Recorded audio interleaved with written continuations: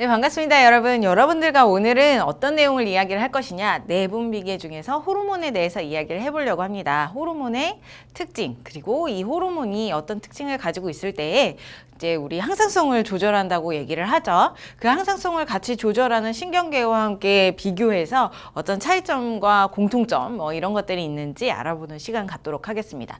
자, 먼저 첫 번째 호르몬이라고 하는 특성을 이야기를 할 건데, 여러분들이 호르몬을 알게 앞서서 이제 내분비샘에 대해서 알고 있어야 돼요. 자, 우리 몸 안에는 내분비샘이 있고 그 다음에 외분비샘이 존재하죠.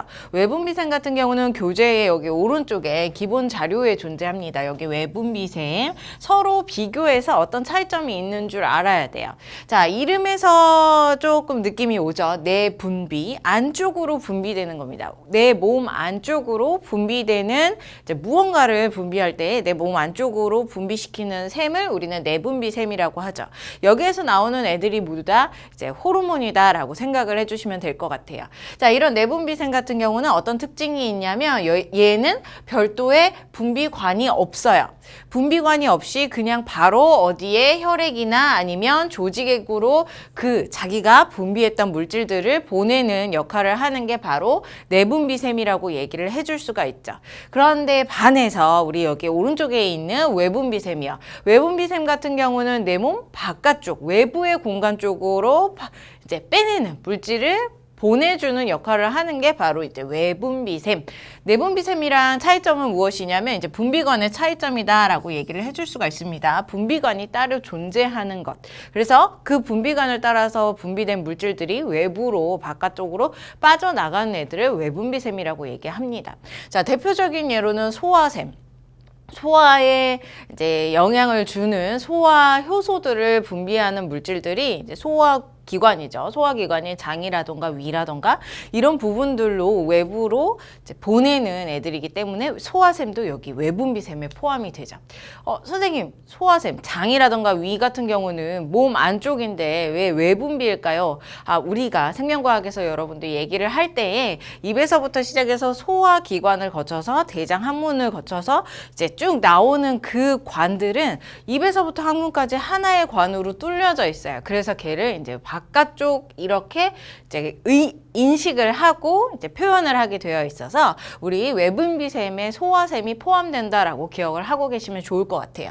자, 이자도 마찬가지죠. 소화샘이 일종인데 이자가 딱 존재하고 걔가 이제 소화액을 분비할 때 그 소화액이 장으로 가게 되는 그런 모습들을 보이게 됩니다. 침샘, 우리 입 바깥쪽, 입 안쪽이죠. 입 안쪽에 이제 침을 분비하게 되는데 당연히 입을 벌리고 있고 이제 외부 공간이랑 맞닿아져 있으니까 이 침샘도 마찬가지로 외분비샘에 속하겠죠. 눈물샘이나 땀샘이나 아니면은 이제 모유 수유를 할 때 젖샘이라던가 이런 것들이 모두 다 외분비샘에 속합니다. 자, 내분비샘은요, 호르몬이라고 얘기를 했어요. 그래서 호르몬을 분비하는 기관들을 우리는 내분비샘이라고 하는데, 대표적으로 우리 호르몬의 종류를 공부할 때 기관을 공부하면 이제 뇌하수체, 우리 여기가 대표적인 애죠. 뇌하수체가 호르몬이 가장 많이 나오고 있기 때문에 뇌하수체도 내분비샘에 속하고요. 그 다음에 뭐 갑상선도 마찬가지로 갑상샘도 내분비샘에 속합니다. 또 하나 여기 외분비샘이랑 같이 중복되는 애가 누구냐면 이자예요. 이자 같은 경우도 마찬가지로 내분비샘에 속합니다. 이자가 외분비샘일 때에는 소화액을 분비를 할 것이고, 그 다음에 이제 내분비샘으로서는 여기에서는 인슐린이나 글루카곤이라고 하는 호르몬 을 분비하게 되죠. 그래서 내분비샘과 외분비샘을 비교를 하고 어떤 차이점, 분비관의 차이점이죠. 그 분비관의 차이점과 어디로 이제 그 물질을 보내는지, 그리고 대표적인 내분비샘이나 외분비샘이 어느 곳인지를 여러분들이 기억을 하고 계시면 될 것 같아요. 자, 이렇게 내분비샘이랑 외분비샘 하나 나눴습니다. 자, 그러면 이제 본론으로 들어와서 우리 호르몬에 대해서 이야기를 할 건데, 이 호르몬이라고 하는 애는 내분비샘에서 분비되는 물질들이라고요. 그래서 내분비에서 분비됐다 그러면 여기는 소화효소라던가 이런 것들 전혀 없어요. 무조건 호르몬이라고 생각을 해주시면 될 것 같고, 내분비샘이 분비관이 없이 분비하는 것처럼 호르몬도 마찬가지로 내분비샘에서 분비되기 때문에 분비관이 없어요.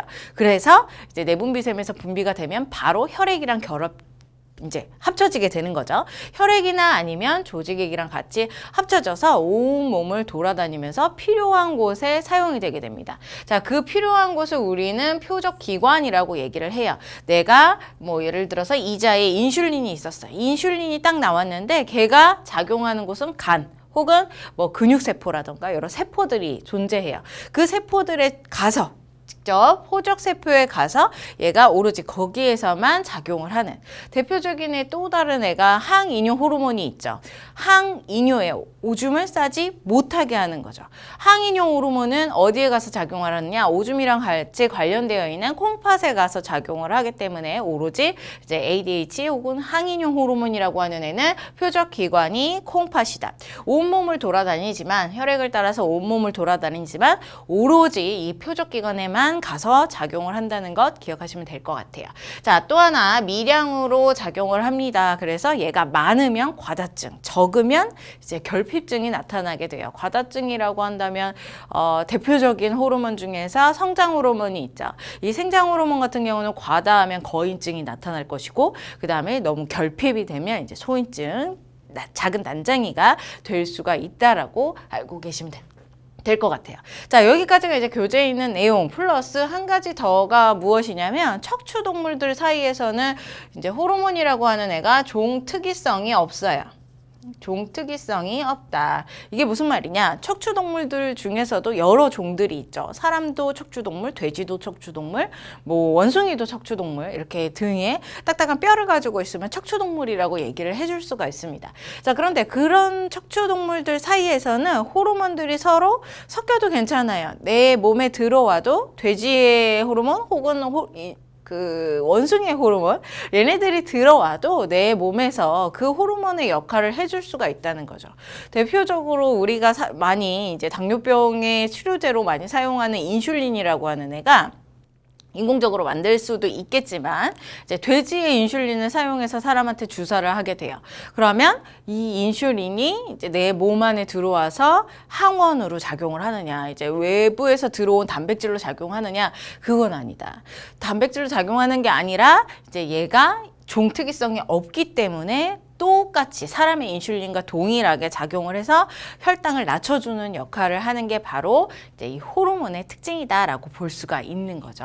자, 그래서 호르몬의 특성, 내분비샘부터 시작을 해서 우리 여러 가지 표적기관이라던가 미량으로 작용한다던가 아니면 종특이성이 없다던가 이런 것들에 대해서 이야기를 해봤습니다. 자, 이런 호르몬들이 내 몸 안에서 작용을 하면서 무슨 일을 할 거냐면 앞으로 여러분들이 공부하는 혹은 이제 앞으로 단원에서 공부하는 항상성을 조절하는 역할을 해요. 그런데 이 항상성을 조절하는 역할을 호르몬 혼자서 하는 게 아니라 우리 앞서 단원에서 공부했던 이제 신경계와 함께 작용을 하게 되는 거죠. 그래서 신경계와 호르몬이 각각 어떤 차이점과 공통점을 가지고 있는지 그것을 비교해주고 생각을 해주면 될 것 같습니다. 자, 보게 되면 호르몬과 그 다음에 신경계예요. 호르몬 같은 경우는 내분비샘에서 분비하는 화학 물질이에요. 화학 물질이고 혈액을 따라서 온몸에 돌아다니다가 표적기관에만 작용을 하는 것이다 라고 알고 계시면 될 것 같고, 그 다음에 신경계 같은 경우는 뉴런이라고 하는 신경세포로 존재하고 그 신경세포를 통해서 이제 이 신경이 쭉 이동을 하게 되는 거죠. 오로지 뉴런이라고 하는 그 길을 통해서만 이동을 하는 거고, 이제 화학 전달 물질이 존재하기는 하지만 조금 정기적인 특성을 가지고 전이차를 막 바꿔가면서 움직이잖아요. 그래서 얘 같은 경우는 정기적인 특성을 가지고 있어서 호르몬이랑 비교했을 때 조금 더 빠른 특징을 가지고 있죠. 자, 그런 기본 개념을 바탕으로 비교를 한번 해보겠습니다. 자, 먼저 전달 속도 같은 경우는 호르몬은 느려요. 혈액을 따라서 온몸에 돌아다니다가 표적기관에 도달을 해야지만이 작용을 하는 거니까. 하지만 신경계 같은 경우는 뉴런으로 다이렉트로 보낼 수가 있습니다. 그래서 굉장히 빠르게 작용을 할 수가 있죠.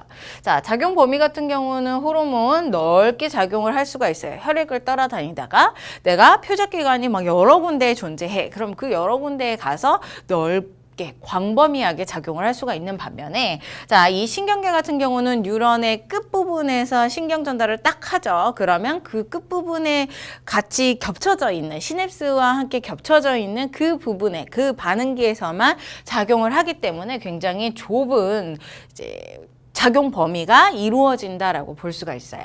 자, 효과의 지속성 호르몬 같은 경우는 화학 물질이죠. 그래서 퍼져서 돌아다니고 이제 세포에 가서 작용하는 데에 여러 시간이 걸리기 때문에 자, 이런 지속성 등도 굉장히 지속적으로 일어날 수 있는 반면에 신경계는 신경이 쫙 가요. 한번 쫙 가서 찌릿하면 끝나는 거죠. 그래서 굉장히 일시적으로 일어나는 속도의 차이가 존재한다. 자, 전달 매체 호르몬은 혈액이라고 얘기했고 그 다음에 신경계는 뉴런이라고 얘기를 했습니다. 그 다음 특징 또 다른 이제 비고라고 볼 수 있죠. 호르몬 같은 경우는 표적기관에만 작용하는 특징이 있는 반면에 신경계 같은 경우는 한 방향으로만 가야 돼요. 일정한 자신이 결정한 방향으로만 가야 된다는 거죠. 뉴런이 뻗어져 있는 방향으로만 가지 뉴런의 거꾸로 움직인다던가 아니면 뉴런 옆구리를 터트리고 신경이 빠져나간다던가 이런 현상은 절대 없다. 그래서 여러분들이 이렇게 5가지씩 여러분들이 호르몬과 신경계를 같이 비교해서 기억을 하고 계시면 될 것 같습니다. 자, 이런 파트 같은 경우는 이 호르몬의 특징 파트 그리고 신경이랑 같이 비교하는 파트 같은 경우는 당연히 단일로 나오기에는 좀 쉽지 않겠죠. 시험이 너무 어렵게 다른 문제들이 출제돼서 2점짜리 문제가 필요해. 완전히 주는 문제가 필요해. 그럴 때는 얘네들이 단독으로 출제될 수 있겠지만 이제 얘네들이 단독으로 출제되기보다는 항상성이라던가 신경계라던가 호르몬이랑 같이 결합을 해서 이제 통합적으로 문제가 나오기 때문에 준비하시는 게 좋을 것 같습니다. 자, 요렇게 호르몬의 특징을 보고 우리 단독으로 나온 문제가 하나가 있습니다. 교재에. 그 문제를 한번 풀어보도록 하죠. 자, 19년도 2학년 6월 평가예요. 학평이에요. 봤을 때 지금 가와 나가 있죠. 얘네들을 비교를 해보면 나 같은 경우는 뉴런으로 이루어져 있고 가 같은 경우는 혈관으로 연결되어 있어요. 그래서 가 같은 경우는 호르몬이다 라고 볼 수 있죠.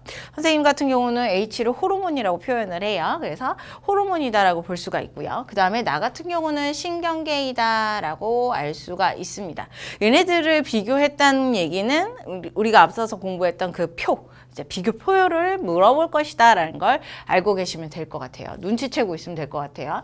자, 그리고 가에서는 A와 기억이 있는데 지금 분비세포 같은 경우는 물질 A가 바로 호르몬이 될 것이고 이제 분비세포, 호르몬을 분비한 세포는 요놈이 될 거예요. 이 분비세포로부터 얘가 바로 내분비샘이죠. 얘로부터 호르몬이 딱 나오게 되면 혈액으로 바로 가서 혈액을 통해서 쭉 이동을 하다가 자신의 표적기관에서만 작용을 한다고요. 이 세포 기억이 표적기관이다라고 알 수가 있다라는 거죠. 다른 세포가 막 이렇게 있었어요. 그런데 얘 같은 경우는 표적기관이 아니라면 이 혈액이 여기 주변을 지나간다 하더라도 호르몬이 가서 결합하지 않고 작용하지 않는다는 걸 알 수가 있어요. 자, 먼저 기억부터. 기억은, 동그라미 기억은 A의 표적 세포이다 맞는 말이 되겠죠. 가와 나의 신호 전달에 모두 화학물질이 관여한다. 이 신경 같은 경우는 정기적인 특징을 가지고 있어서 화학물질 생각 안 하면 틀린다. 5-3. 왜 그러냐면 이제 호르몬 같은 경우는 화학물질임을 이미 알고 있고 그 다음에 뉴런에서는 여기 신경 말단이요. 우리 축삭돌기 말단 부분에서 시냅스 소포에 누고 신경 전달 물질들이 존재하죠. 우리 아세틸콜린이라던가 아니면 노르에피네프린 그런 애들이 존재하기 때문에 여기에 있는 화학 물질들이 같이 작용을 해서 이제 이 신경을 전달을 하는 겁니다. 그래서 가와 나는 모두 다 화학 물질들이 관여함을 알 수가 있죠. 자, 디귿 항상성 조절 효과요. 항상성 조절 효과는 얘랑 둘 다 같이 작용을 하면서 항상성을 조절한다고 얘기를 했어요.